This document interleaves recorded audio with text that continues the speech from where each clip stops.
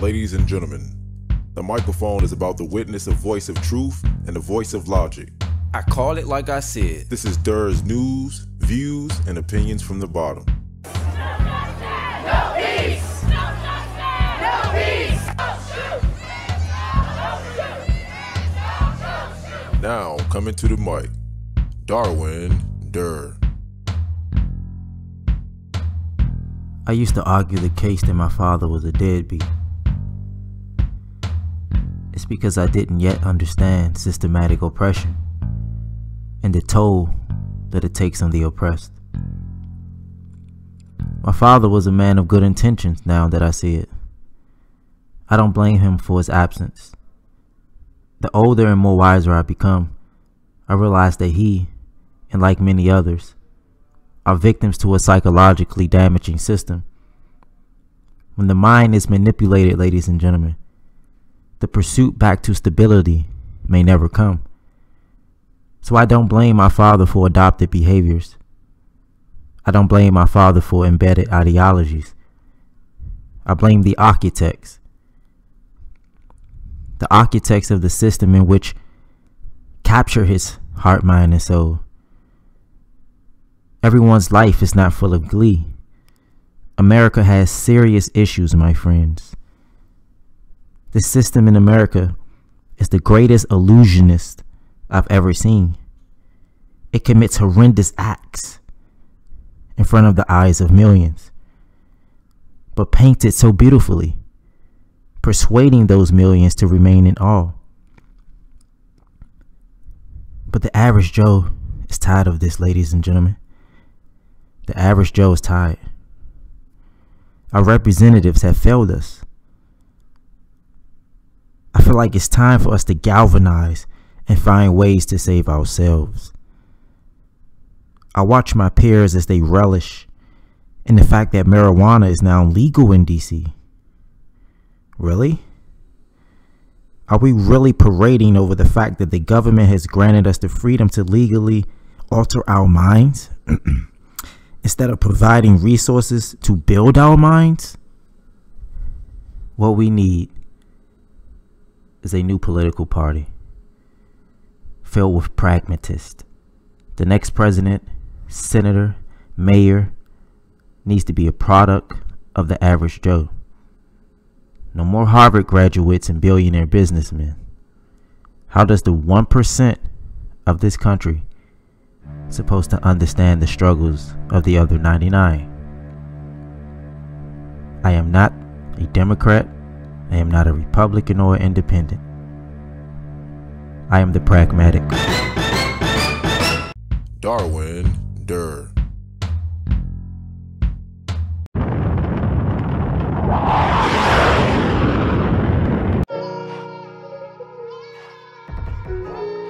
Welcome back, everybody. This is your host, OneDurr, the voice of the pragmatic. Is hip-hop destroying the youth? Excellent question, ladies and gentlemen. Is hip-hop destroying the youth?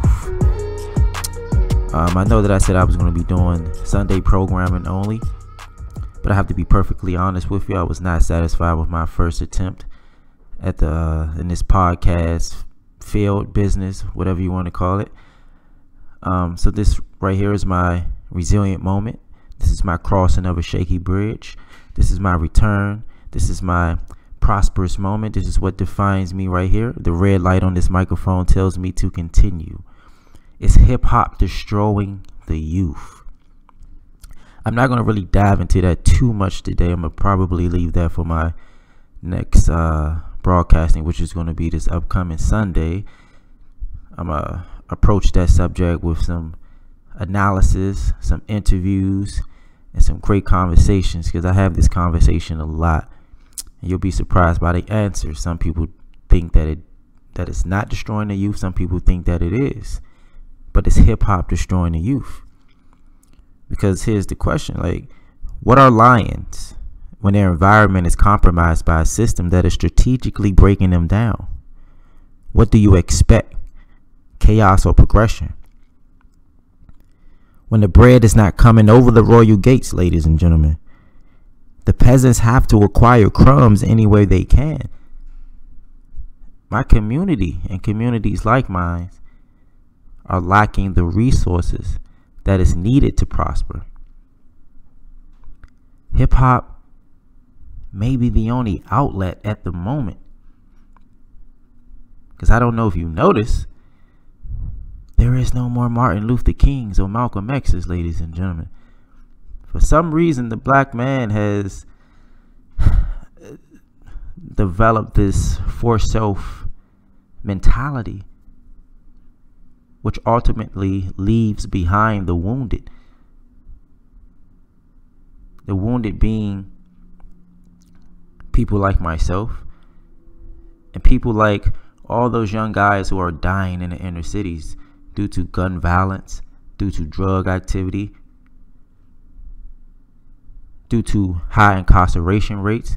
Who represents us? That's the question I want to. Who represents us? Who's out here fighting for criminal justice reform, public housing reform, welfare reform? We need these things, ladies and gentlemen. We need these things. Is hip hop destroying the youth? It's a great question. Today, ladies and gentlemen, I have for you two fascinating interviews. I'm not going to say his name. I'm going to call him the Average Joe.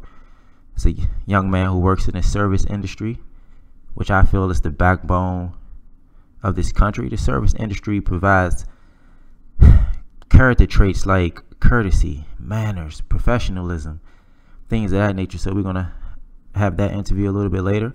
Also, we're going to be interviewing the young and magnificent Tiana Herring. She was accepted into George Washington University's college at 16 years old, ladies and gentlemen. She went from 10th grade to college. She is defying the norms, defying the stereotypes of the public school systems in Washington, D.C., within the inner city communities. Fascinating young lady. I really want to hear her perspective on things. As I more than often state, I love hearing the perspectives of others. I love conversing with others. That is what helps me conjure up the ideas and the motives and the material, the energy, the fuel that I need to continue. You know, systematic thinking is not, it doesn't fit me. I am a to the sky thinker. You know, the Wright brothers took us to the sky and NASA took us beyond it because they was not systematic thinkers. Is hip hop destroying the youth? I have to admit, those that know me, I do hip hop, ladies and gentlemen. I do hip hop. So I think I have a great understanding of what the answer should be. But those that know me, I know they've noticed the switch. I've gone from destructive material to now the more so indoctrinating hip hop material when I rap. Now I don't go too conscious now. I keep it somewhat central, but I'm also trying to indoctrinate the listener when I'm on the mic. When I'm spitting those bars, I'm trying to put some truth into the heads of these youngins. It's hip hop destroying America. All right, with that, ladies and gentlemen, I'm going to take me a quick break so I can take a sip of my favorite beverage. Those that know me know what I'm talking about. It ain't alcohol, ladies and gentlemen. I'm 4 years sober. It is Starbucks coffee. And that is not an advertisement, by the way. I'll be right back, ladies and gentlemen. I'm your host, OneDurr. OneDurr. All right, welcome back, everybody. It's time to get into my first interview. On the phone, I have a young man who works in the service industry. I like to call him, as well as myself, a product of the Average Joes. So we're going to get into it. First question. Yeah. Do you ever feel less than the business suit wearing folks due to how they more than often look down on service jobs, as if service jobs are not important, when in reality, they're the backbone of this country? Nah, not in the least, man. Not in the least. because these are the same people that, you know, when I get off and I go grab a drink after my shift, these people are still at the bar, you know, and I sit and I talk with them, you know, and I get met with more questions than, you know, what do you do there? You know, and I tell them, you know, I'm a cook, and I get more questions about the food and the place than I do like, oh, and how long you want to do that for? You know, I don't ever feel like what I do is looked down upon. That doesn't mean it's not, you know, but I'm just never met with that. You know what I mean? They never express that to me. You know, they always just want to know about the food. You know, how do you like it? What's the atmosphere? You know, it's always more curiosity than it is, you know, being looked down upon. You know, as probably opposed to a different section of the, you know, if I say I'm a bus, or if I say I'm a waiter, or if I say I'm, you know, a bar back, then that shit might be met with a little bit more, you know, really? How long you want to do that for? Are you doing something else? You know? Yeah. But when I tell them I'm a cook, they're more so, you know, they you know, it's like, fuck the service shit. They, you know, how's the food? What's this? What's that like? What's the best dish? You know? So, nah, I never really felt like that. So you feel like they got more respect for certain positions? Yeah, I definitely do. You know? And, you know, why? I don't know. But, you know, it's always met with more curiosity when I talk to these people, you know? Yeah. All right, man. In my personal opinion, I think the service industry teaches people essential tools to be a decent human being. It teaches people courtesy, manners, and professionalism. Do you think that model could be applied to help the divisions in this country? Things like Democrats versus Republicans, or race and social relations, like divisions between whites and blacks, gays and religion. Do you think if we use the model of courtesy, manners, and professionalism, it'll help bridge the gap? Yeah, man. That's hard to say, man, because I mean, honestly, like working in restaurants, bro, I've met so many different people, so many different walks of life, you know, and like people that I would have never fucking talked to before I started working in the service industry, people I would have never had a drink with, you know, any of those things. So I will say that the restaurant, it can bring you together, but what it would do for, I don't feel it would do too much more outside of that. You know what I mean? Like, how can I word this shit, bro? But if I'm saying if the country was to use, the country itself as a whole was to use that model, like if people was more courteous to each other, if people utilize more manners and professionalism, you know, things like holding the door for each other, or, you know, respecting one's decision to be different than you may be. So, you know, like this, using that model, which is basically a service industry model. Do you think like religious folks respect gays a little bit more? Do you think Americans would respect Muslims a little bit more? Like the tensions between blacks and whites would be bridged a little bit because of the courtesy and the manners and professionalism. I mean, I get that, but I don't know. I think it's just like when you're in like a controlled environment and shit, and it's just, you know, say you're in a restaurant, there's 32 people that work there. It's easy to be courteous. These are the same people you see day in, day out. Yeah. But when you go outside of that world, you know what I mean? Yeah. It's just, the world is so big, and there's so many people. I don't ever see that ever being able to happen. You know what I mean? Yeah. I don't see it. But like when you're in a controlled environment, it's easy to do that. You know what I mean? Yeah. Like when I'm out, it's to the point where I'm doing shit, but I'm doing shit that I would do in the restaurant, and I don't realize I'm doing it in, you know, in a regular public setting, you know? Yeah. And it's just like, to me, I don't know, it's easy to get into that habit once you do it every day, but I just don't ever see like the world being that way. You know what I mean? Yeah, it makes sense. I just don't ever see it, you know? All right, being a part of the the average Joes is what I like to call us of America, what is more important to you, the Russia investigation or healthcare and taxes? I mean, I just previously had this conversation with a young man. My personal opinion, I think he's of different circumstances than us, but he somewhat felt like the protection of a democracy, which would be pertaining to Russia, is slightly a little bit more important than healthcare and taxes.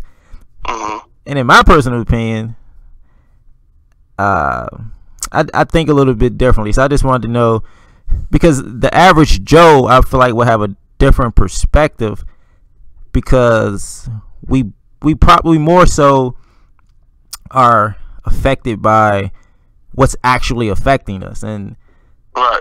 so so what do you think is more important, the Russian investigation or healthcare and taxes? So, I mean, to me, I gotta be 100% honest. I kind of see how both of those issues run hand in hand. You know what I mean? Yeah. But I have the luxury of being able to think about that as being single, no kids. You know what I mean? Yeah. I don't have to. You know, like healthcare and taxes, yeah, it's important. I only have to worry about me, but though, you know what I mean? Yeah. So when I look at that, I look at how that shit runs hand in hand. If they really had a hand in helping this man get elected, then yeah, that like, because that affects the, you know, what he wants to do with the healthcare plan. You know, the shit he wants to abolish that Obama did. So, you know, to me, that shit runs hand in hand. Like that's you know, so they both really fucking are troubling, you know, to say the least. Yeah. You know, so that's something that's always going to be, you know, on my mind, you know, but like the guy who has 3 kids, yeah, of course he's not going to give a shit about that. You know what I mean? For the single mother, she's not going to give a shit about that. They want to make sure, you know, they can get their kids flu shots. They want to make sure their taxes don't go up. You know what I mean? They want to be able to fucking live comfortably, and that's hard to do. You know, the taxes getting raised, or, you know, just the average shit that the average people have to worry about. Yeah. You know? All right, man. I appreciate you, man. I appreciate your pragmatic views, man. That's the whole purpose of me doing this, man. I want views from the average American, man. I'm tired of watching national news and seeing the perspectives and thoughts of the elite. So so I appreciate you, man, and I'll hit you up a little bit later, man. Definitely, man. All right, brother. Be safe. Always. That was an extraordinary interview, man. I told you guys I love interviewing, man. That's what I'm striving for here, man. I want the voice of the average people, man. I want the voice of the average people to surf the waves of the internet. I want people to listen, man. I want to take this further than what I anticipated. I want interviews from everyone, man. All walks of life, all different types of jobs.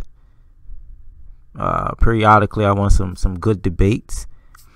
You know, this is what I'm striving for, man. You know, because who's representing us for real? When you think about it, who's representing us, man?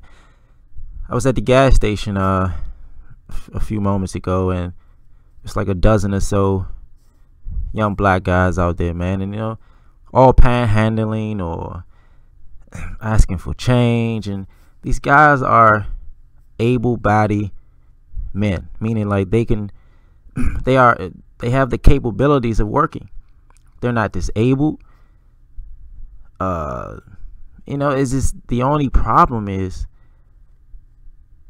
systematic oppression. You know, when you're born into the slums and you feel like you have nothing, that's sort of the way you live. That sort of becomes your motives, your dreams, that becomes you. You feel like you don't have anything, you know, and that is what creates envy. That is what creates pride and greed and vanity. Because when you don't have nothing, you want everything at whatever cost. if it causes you to get incarcerated, if it causes you to die, you know, like, man, who's representing us, man? When the last time you seen the mayor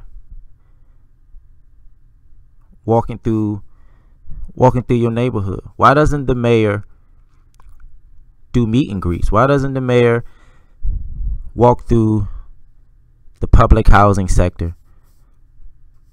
I'm not talking about for attention. I'm talking about to meet the people, see the conditions on the ground.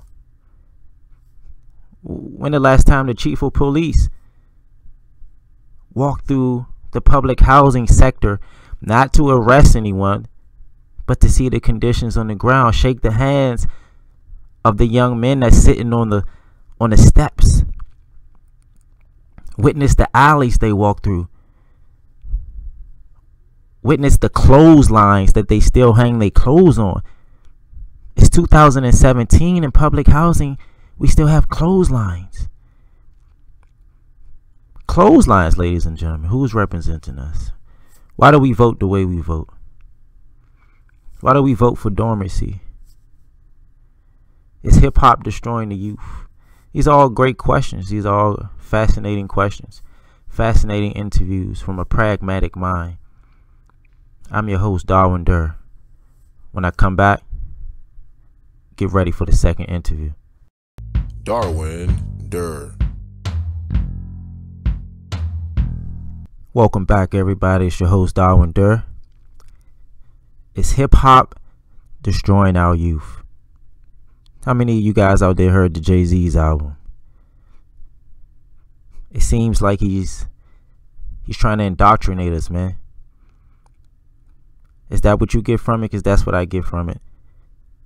You know, he received a lot of criticism, but you know, I feel like he's trying to say something without saying it, man. You know, and so I keep bringing up the question: is hip hop destroying our youth? I'm gonna leave that to you to answer. You know what I'm saying? So here we go, man. Let's get ready for the second interview. I'm excited for this one. A young lady who's working hard, defying the norms, defying gravity, showing the world what a young black woman can do. No one can hold her down. She's going to keep going.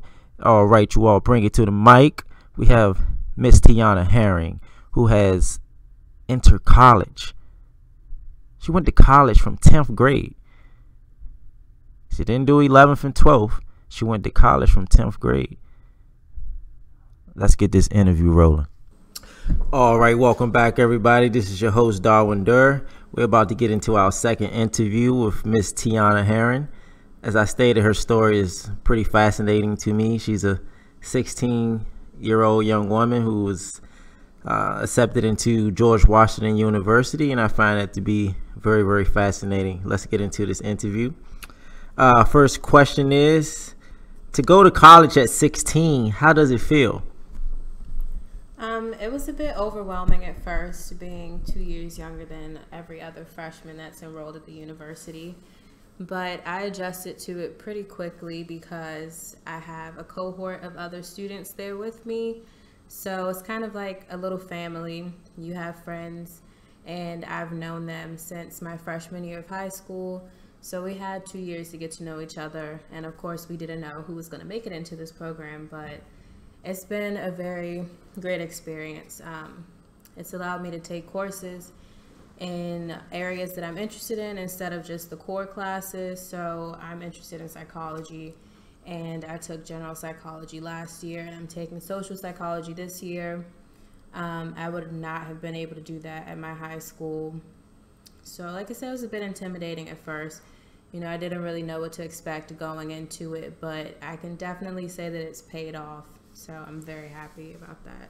Is the idea of it overwhelming? Like, or you're 17 now, but just to say, like, wow, like I'm 17 in college. Like, is that an overwhelming feeling, or is it by now, because you went when you were 16, now you're 17? Is it more so of a natural feeling? I think it feels natural to me, but when I'm explaining it to other people, I get the, whoa, really? You're 17 in college, and not like the, oh, 17, about to turn 18. No, I just turned 17 a few months ago. I've actually been in college my last 2 years of high school. So I think for me and my friends and family, it's normal now. But when I explain it to other people, I kind of go back to that day that I got that acceptance letter. Yeah. And all the feelings are just, overwhelming. And wow, is this really happening? Just flood back. So I think it's great. I mean, I like bragging to people about it because not a lot of schools offer this kind of program. And if they do, it's only a few courses, not being fully immersed in the college life. Well, I'm proud of you. Thank you. This next question, this disturbs me in a way because this is my city. I love Washington, D.C. So the public school system has been known to fail the inner city communities. For example, last year, Ballou graduated all its 164 seniors. NPR did an investigation and found that half of those graduates missed 60 days of school. So this was clearly an effort on the school's behalf to look good. Some of the students was reported to not even be able to read and write as high school seniors. So what inspired you to defy the normal stereotypes of being in public school and position yourself in a manner in which a college like GW would accept you as a 16-year-old 10th grader? Well, I think me personally, coming from a family that's all about education, but having my parents not necessarily attend college and then my older siblings, but living in a society where you have to go to college to kind of make it, or that's what they want you to think. I've always had this mentality that I was going to succeed. So I wanted to go to Walls since I was in 2nd grade because my favorite teacher, both of her kids, her son and her daughter, went there. So once I figured out what high school I wanted to go to, I looked more into the school and found out about the program. So I can honestly say that I've pushed myself my entire life because of that one day meeting my favorite teacher's kids. Yeah. And I just don't want to, well, I still don't, and I didn't ever want to become another statistic. I don't want to be that girl who's out late at night and like running the streets, doing grown-up things before she's reached grown-up age. And you see way too many people going down that road. And I always said that I never wanted that to be me. And I just think that with schools doing this, like you said, Ballou passing all of their seniors, it's not preparing them for life. How are you gonna make it in the world when you've had somebody basically cheating for you your entire 4 years of high school? So that's very unfortunate for them. It may seem like a great thing now, but that'll definitely come back to bite them in the future. So I just think the fact that I've always had my head screwed on pretty straight, I've always been about the books, that kind of thing, it really set me up to strive for this. And so when I got to Walls, that was one of my main priorities, getting into this program. So I don't know, I can say in terms of the other students who were accepted, there are only two other students who were African American. Oh, wow, that's a great fact, you all. Did you hear that? Yeah, I think there are 13 of us. So 3 of us are African American and then 10 of other ethnicities. And so even looking at that, the dynamic of our little cohort, you kind of see the disparities in race and that kind of thing. So I don't know. That's really unfortunate. I didn't know that about Ballou. All right, so this next question. Now, when I was coming up, when my parents was coming up, things of that nature, there was no such thing as college safe spaces. Now, this is a very controversial issue. And so do you think that college safe spaces hinders the preparation of students for the real world? The real world where life and opportunities are hard, and sometimes you have to compete with sharks in order to get ahead. So for those who don't know what a college safe space is, it's basically a space for students to retreat retreat from the stresses of being in the minority and spend time among like-minded peers. Now, it sounds like, let me just get your perspective on it. I'm not going to say my opinion. Okay. I think it's important for students and people in general to just have a space where they can go and talk about things that they may not be comfortable talking about out in the open because it can be controversial, or because of a specific group that they belong to, they're afraid of some kind of discrimination.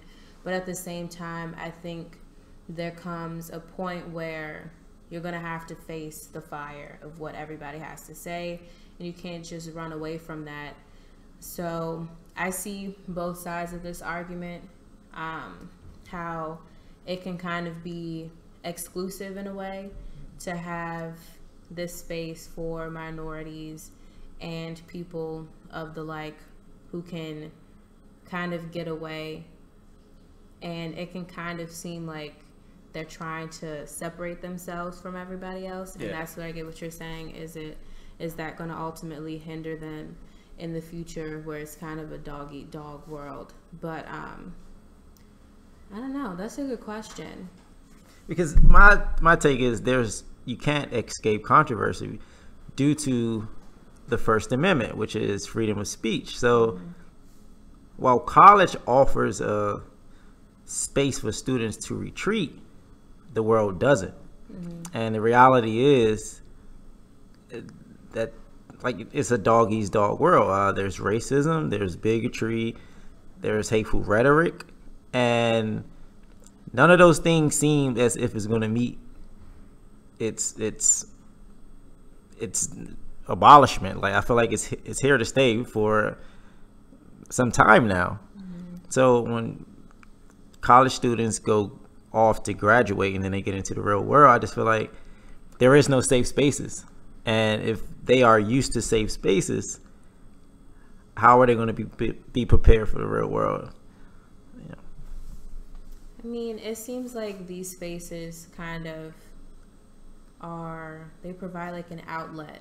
So I think pretty much it's just teaching people how to talk through their problems and express how they're feeling with other people in a non-confrontational way. Because I know if you're out on the street and somebody says something to you, your first instinct might be to react in a violent way. And that's definitely not what we need. So I feel like, if anything, the outcome of these safe spaces would just be for you to be able to talk these things through. Because I know that has been me in multiple situations where if I didn't have somebody to talk to about certain things, I'd probably go crazy. So I see, I'm just going to say this, I see the benefits and the drawbacks of both of the situation. So, I mean, I personally don't know how to make it so that it's not a problem, but I definitely think having safe spaces is a great stepping stone. I just don't think that it should be something that people rely on completely, if that makes any sense. Absolutely, absolutely. All right, that concludes the interview. I want to thank Tiana for coming out and sharing her points of views. As I always state after every interview, it is very important to hear the points and views and perspectives of others. That is how I conjure up my ideas and the way that I want to function and go about life. I want to thank everyone for tuning in, and we'll be right back. OneDurr.